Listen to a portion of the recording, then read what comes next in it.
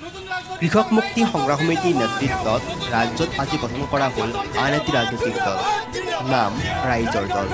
মহানগৰীত সংগঠনটোৰ নেতৃত্বই নৱগঠিত ৰাজনৈতিক দলৰ নাম ঘোষণা কৰাৰ লগে লগে ৰাজ্যত সংগঠনটোৰ কৰ্মকৰ্তাসকলে আনন্দ উল্লাস প্ৰদৰ্শন কৰি জনাইছে আদৰণি। নলবাৰীতো কৃষক মুক্তি সংগ্ৰাম সমিতিৰ দ্বাৰা নৱগঠিত ৰাইজৰ দলক আদৰণি জনাই সংগঠনটোৰ কৰ্মকৰ্তাসকলে নলবাৰী চহৰৰ বাটাছ চকত পতাকা ফুটাই আনন্দ উল্লাস প্ৰদৰ্শন কৰে। উক্ত কাৰ্যসূচীত অৰ্ধশতাধিক কৰ্মীয়ে অংশগ্ৰহণ কৰে। এইমাত্ৰ ঘোষণা হৈছে কৃষক মুক্তি সংগ্ৰাম সমিতি, ছাত্ৰ মুক্তি সংগ্ৰাম সমিতি, নাৰী মুক্তি সংগ্ৰাম সমিতি, চাহ শ্ৰমিক মুক্তি সংগ্ৰাম সমিতি, বীৰ লাচিত সেনা সংযুক্ত আঞ্চলিক দল সহ অসমৰ ৭০টা সংগঠনৰ গৰ্ভত আৰু ঔৰসত জন্ম হৈছে ৰাইজৰ দল।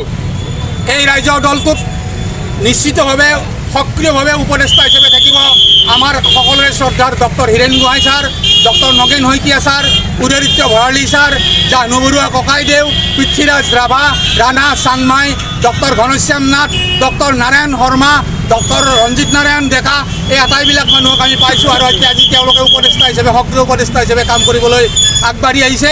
নতুনকৈ ৰাজনৈতিক দল গঠন হৈছে। অসমৰ ৰাজনৈতিক দল অসমৰ ৰাজনীতিক আৰু ফেচিষ্টক পৰাভূত কৰাৰ স্বাৰ্থত এই ৰাইজৰ দল নামৰ নতুন দলটোৱে নিশ্চয় অসমত এক নতুন প্ৰগতিৰ সূচনা কৰিব, গণতন্ত্ৰৰ সূচনা কৰিব। ফেচিষ্টক পৰাভূত কৰাৰ কাৰণে উমৈহতীয়াভাৱে কাৰ্যপন্থা তেওঁলোকে ল'ব, আমি তাকে আশা কৰিছোঁ। কি কয় তেওঁ নতুন দলটোৰ মূল নেতৃত্বত থাকিব অখিল গগৈ। অখিল গগৈ অতি সোনকালে জেলৰ পৰা ওলাই আহি আছে আৰু অহা নিৰ্বাচনত তেওঁলোকে ৰণকহল স্থিৰাং কৰিব দেশৰ ৰাজ্যৰ ফেচিষ্ট শক্তিটোক পৰাভূত কৰাৰ কাৰণে। দলটোৰ নাম কি? দলটোৰ নাম হ'ল ৰাইজৰ দল। ৰাইজৰ দল জিন্দাবাদ।